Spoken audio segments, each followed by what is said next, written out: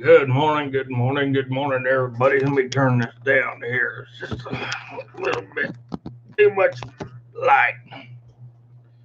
Oh, that'll probably work. Hell, I don't know. We'll go with that anyway and see what happens. How's everybody doing this morning? Hope y'all are doing good. It's a beautiful day, July the 1st. Oh, beautiful day. Hot, hot. It's hot this morning. You know it's hot when you get up, you wake up at 5 o'clock in the morning, and you're sweating. Even with the air conditioner going, you walk over to the air conditioner, see what the heck's going on, and the air conditioner is only blowing cool air, not cold air, but cool air. Then you walk outside, and it's stuffy. Yeah. So yeah, you know it's going to be one of those days again. Yesterday we was pretty dang warm up here in northwest Oklahoma. We're going to be dang warm again today. We've had wind blowing the last 2 days, and blowing like a banshee. So you never know, but here we are. I figured I'd go ahead and do a coffee conversation with you guys this morning while I'm getting ready to go to work. And I titled this one Questions. It seems like every day we got too many questions. We got more questions than you can shake a stick at. And every day more and more questions are coming up, but nobody's wanting to answer the questions. Nobody. Nobody. Nothing. I mean, nobody wants to answer anything as far as a question. So it makes me wonder. It really does.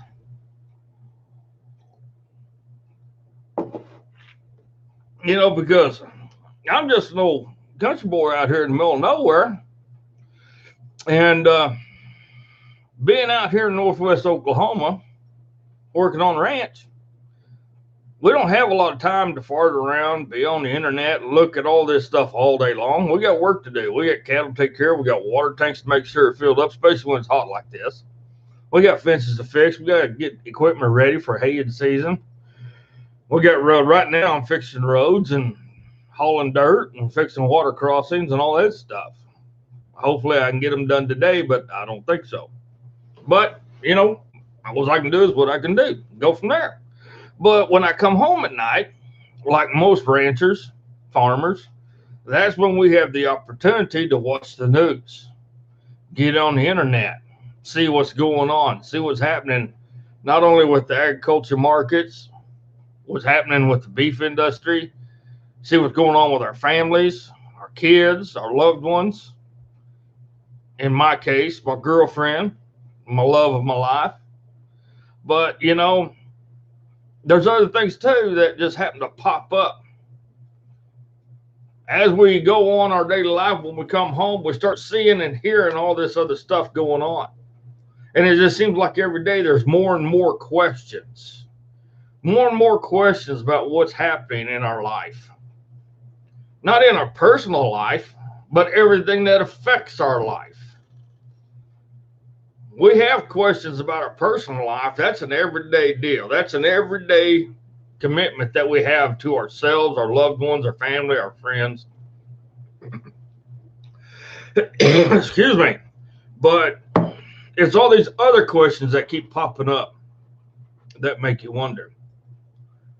And these other questions make me wonder, especially because I am such a buff about history. I'm such a buff about trying to stay on top of things, understanding what's going on, what's going to affect not only me and my girlfriend and my loved ones, but also my grandkids and my possible great grandkids and my kids and anybody else that's associated with me and mine.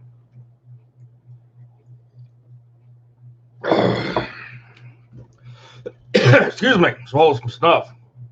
But there's a lot of questions coming up every single day that should make us all wonder, that we should try to seek the answers to. It's like the number one question right now. First question that pops in my mind as I'm sitting right here. We're back on the Russia deal. Okay. Why is it all of a sudden fake news is coming out about President Trump not getting these updates. Why is this fake news coming out about Russia again? Why are the Democrats trying to change the narrative now away from the protesters and the rioters and get to Russia again? That's a good question. Why are they trying to change the narrative now? Because trust me, they have unleashed a beast with Black Lives Matter and Antifa. And trust me, there's a lot of questions there that nobody's getting any answers to. Nobody. You know, Russia, they keep coming out and saying all this stuff. And we got reports of this intelligence committee that President Trump is not taking care of these meetings. He's not getting these meetings. Now you got Vice President Biden who's saying that it's a dereliction of duty that Trump's not getting these meetings. Really? Well, he is getting the meetings. Better than Obama, because Obama got them just on a little laptop. That's it. That's all he got. But Trump's actually meeting with the people. So it makes me wonder, and here we have a president who's not trying to get rid of our military, but he's trying to rebuild our military. He's doing everything he can to make sure our military is safe and has everything they need to do the job the commander-in-chief should do. And yes, I take that kind of personal because I am a veteran. So, all military personnel should have anything and everything they need to do the job. I got a lot of family that's vets. I got a lot of friends that's vets. I got a real good friend of mine up in Kansas. No, he's in Nebraska now. He's in Nebraska now running a feedlot up there. He's a vet. He has PTSD issues, stuff like that. I love the guy to death.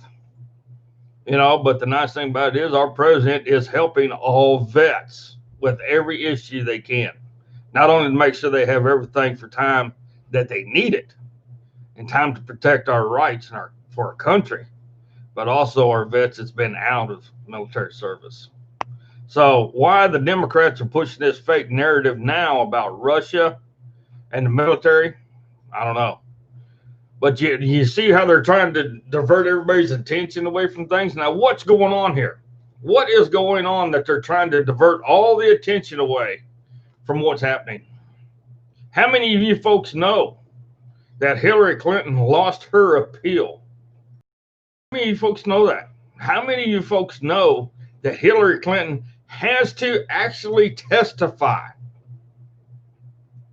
She has to go in front of a committee and actually testify about the emails. She has to testify about what she was doing as Secretary of State. And on top of that, they're going to be talking to her about the Clinton Foundation and all of her misgivings. There's a lot of questions there that'll probably never be answered because knowing Hillary Clinton, she'll probably take the fifth. So there'll be a lot of unanswered questions there. And a lot of the unanswered questions is what happened to BLM.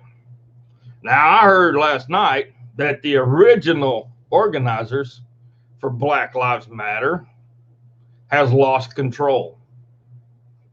They have actually came out and said that the original Black Lives Matter movement has gone in a direction that they did not want. They have lost control. Now it's come down to several young girls that are running the organization. Where they came from, nobody knows. What their agenda is to get rid of all white people, get rid of all police departments, get rid of everything. Well, here's the funny part. I got a phone call yesterday from a fella that's like my dad. Don't swallow any stuff first thing in the morning. It's not fun. But this phone call I got yesterday told me, and you guys might have seen it, where President Trump came out and said that we're going to go back to having peace officers. peace officers. Now, I've had people ask me, what is a peace officer compared to a police officer? Here's the difference. Police officers, as you well know, have military rankings. You got sergeants, you got captains, you got lieutenants, right?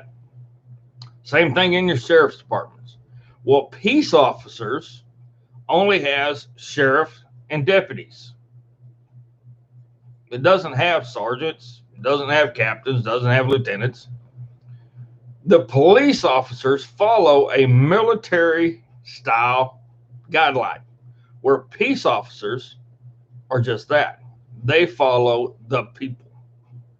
It's a whole different ball of wax. Peace officers are organized. It's like an organized militia that is control of keeping the peace. They do not follow military guidelines. They do not have military rankings, but they are law enforcement. Now, how is that different from being a police officer? It's a lot different. It's a lot different because peace officers, okay, for one, don't follow military style grading system, a ranking system. For two, peace officers are just that, just to keep the peace. That's it. They are not out there to arrest everybody for spitting on the sidewalk or jaywalking. Okay, peace officers are for the people.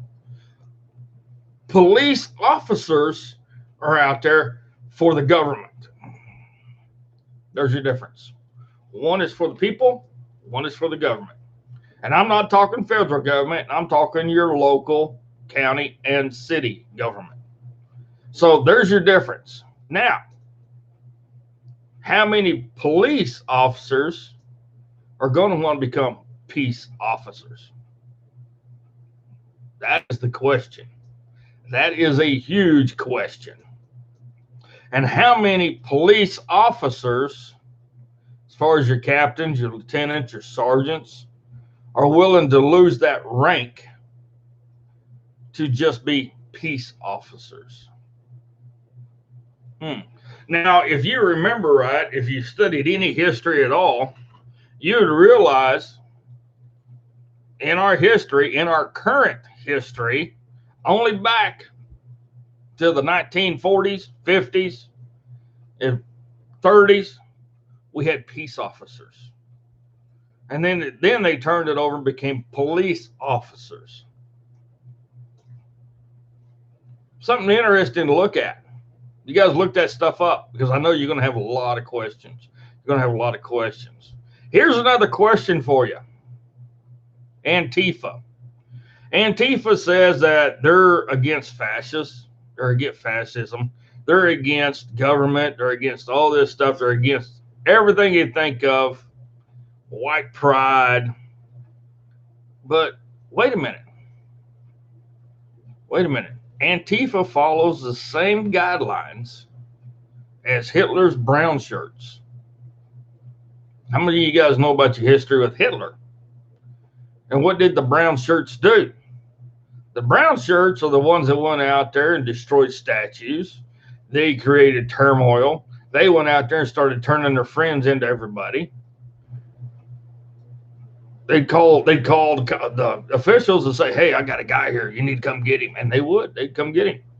Brown shirts were Hitler's mob, for lack of a better term. How many of you guys have noticed that how many ads lately on the radio and TV have been geared towards kids turning in adults or turning in their own friends? How many ads have you seen on TV or listened to on the radio that they're geared towards children, putting children in adult situations and telling them to call authorities? Now, why is that? Why is that happening now? Okay. Now, I still have one Facebook page, and that's my personal page. That's it. And I've noticed just since all this stuff has started, this BLM movement, Black Lives Matter, which we all know that the entire thing that they started this for is a farce. But my Facebook page has been inundated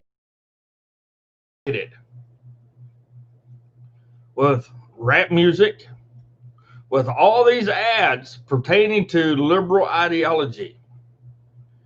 Why does that happen?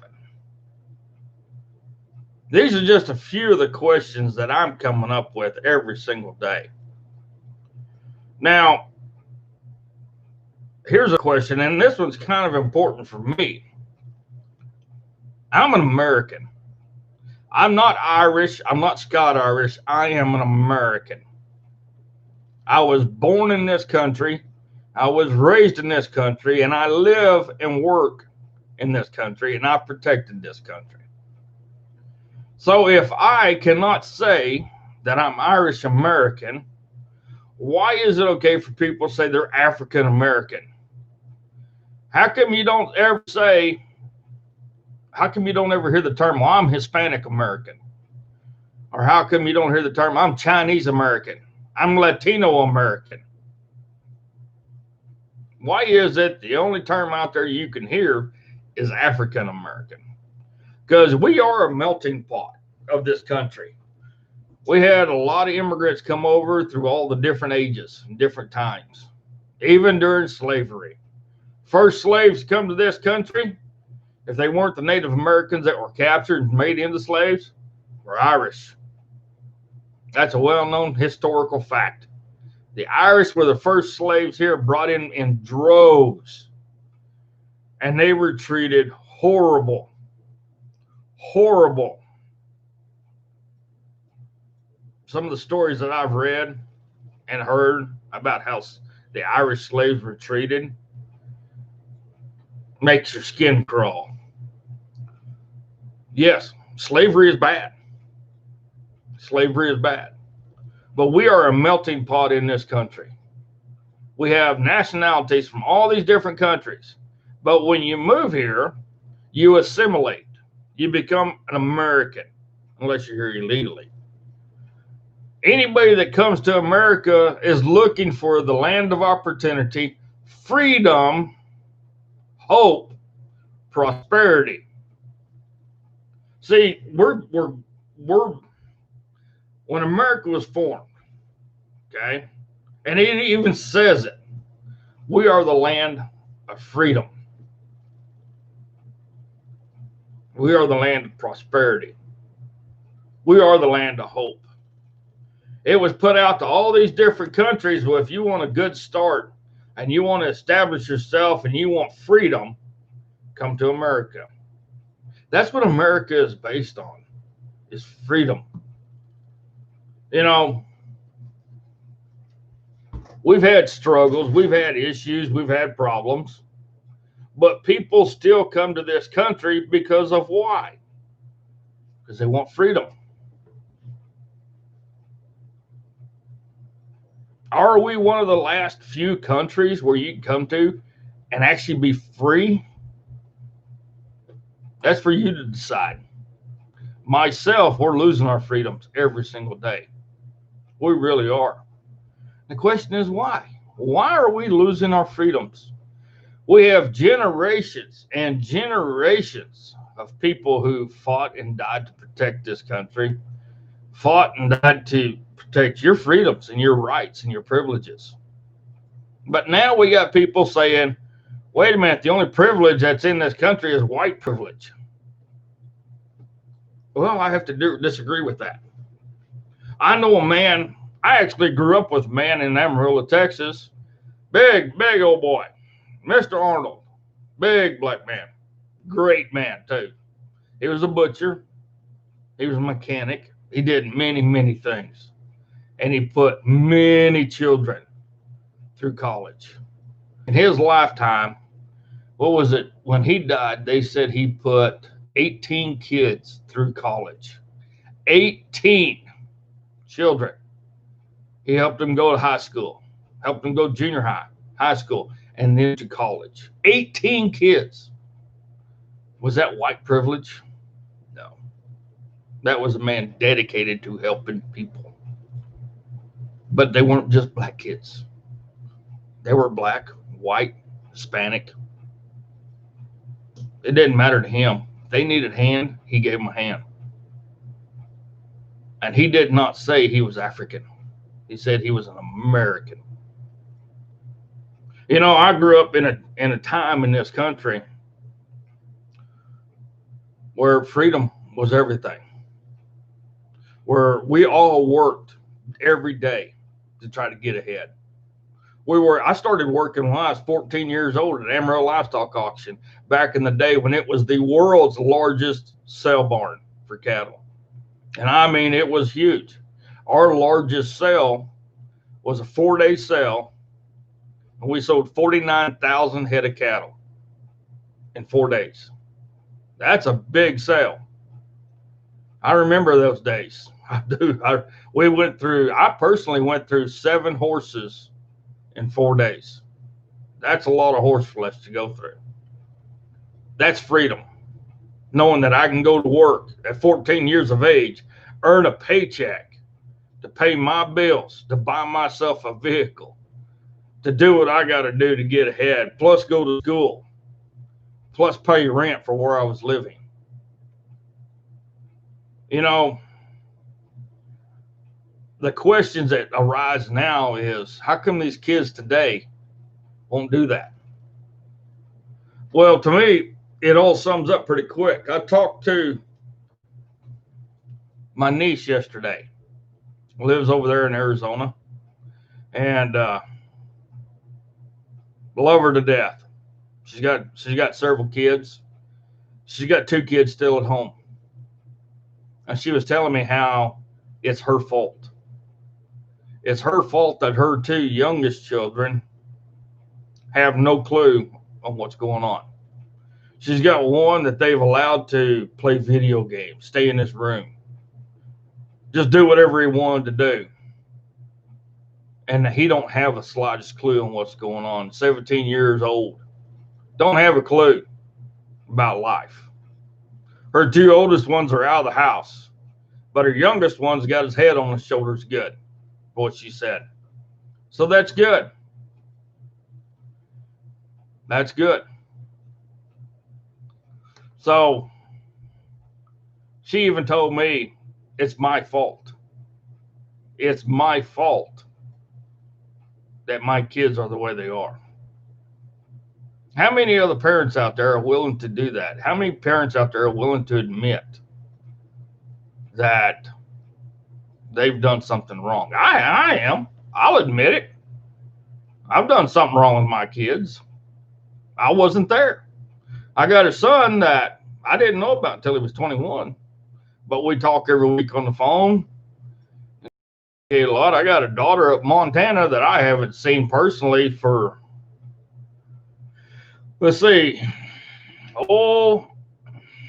8, 9 years, something like that. So, hello, Donna Joe. How you doing, sunshine? I love you. But you know, one of the things too that the questions are is why? Why have we allowed our kids to dictate what happens? You know, I've been telling people for years that we are adults. We're supposed to guide our children, teach our children who they're supposed to be, not let them be whatever they want to be. One of the questions that came up yesterday was, are these kids that's doing this stuff now, these riots and these protests, what's going to become of them? I said, well, you have to think about it. They're going to be our future leaders. They're going to be the doctors, the lawyers, the bankers, the politicians, the principals, educators. That's scary, isn't it? Kind of reminds you back in the 60s. Remember back in the 60s? Peace, love, and deja vu, man. We got to fight the man. We got to fight the man. Peace, love, and deja vu. And look who they are now. They are our Wall Street people. They are the multimillionaires. They are the bankers, the lawyers, the judges. They are the people that's telling you how you have to live your life and the way you can raise your kids. So the question is this: are you ready for that? Are you ready for those kind of people to dictate what happens in your life when they get older? You're the one who decided not to discipline them. You're the one who decided it was okay to let them do whatever they want to do. You're the one who decided to give them a trophy for not achieving a damn thing. So it makes you wonder. It makes me wonder anyway. But that's just me. That's just me. So, but there's a lot of questions out there. A lot of questions. Now, here's another question for you. Why is Joe Biden running for president? In all honesty, we all know the man has cognitive issues. It's very well documented. Look at any question and answer session he's had. Look at what he says at any time when he's doing a speech. The man has some serious cognitive issues. I'm sorry to say, but I think he's got dementia or Alzheimer's starting to come on. I really do. But see, people aren't worried about Joe Biden. The number one thing that people are worried about is his VP. That's who they're going to promote.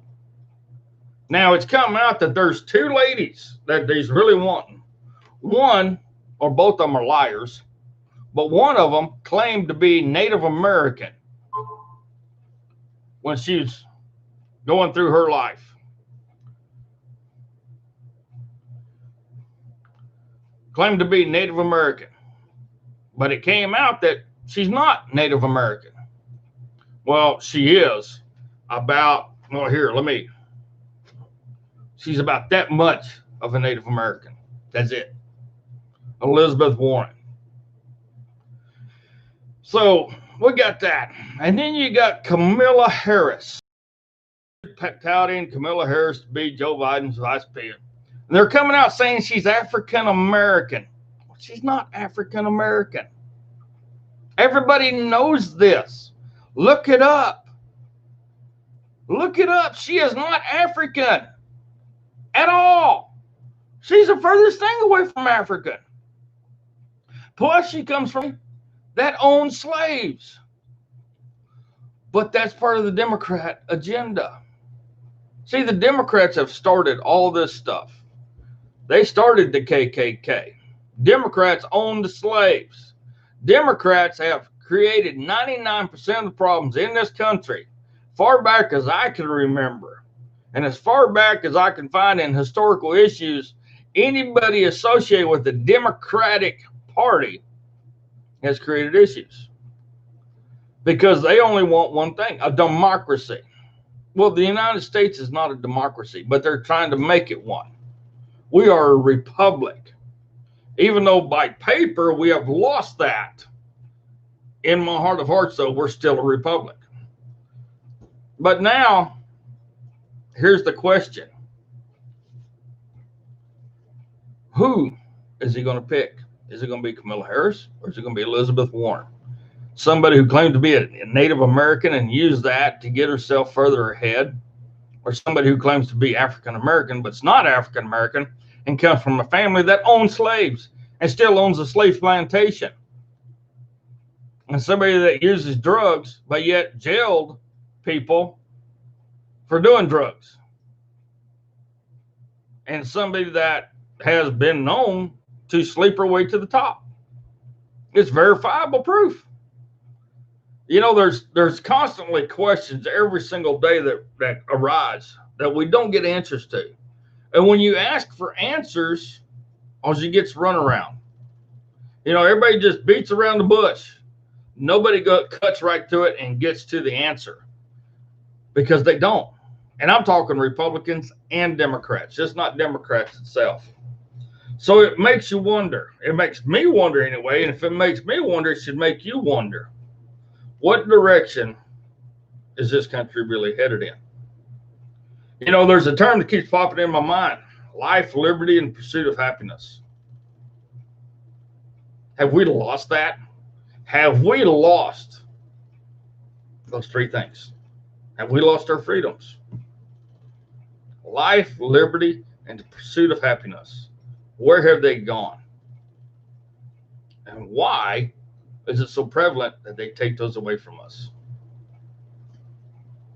Just a lot of questions. Just a lot of questions. So here's my question for you guys today. One of the things that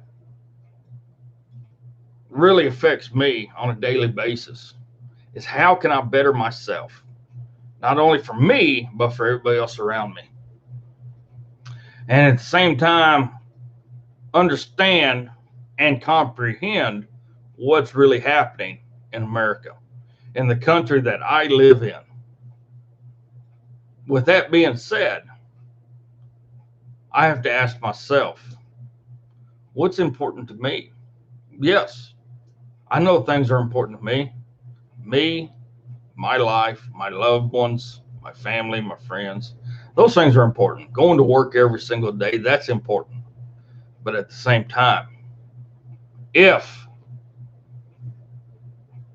the shit hits the fan, what becomes important then? Have you asked yourself that lately? I did my civic duty yesterday. I voted in Oklahoma's primary. Felt great to vote. Felt great to go in there and do what I needed to do. The funny part is I called Donna Joe and I said, hey, tell me what's all on this primary, because I hadn't had time to look it up because I've been working. So she told me. And after I sat there and thought about it, then I went in and did my voting. And I thank Donna Joe for telling me that stuff. That way I knew what was what.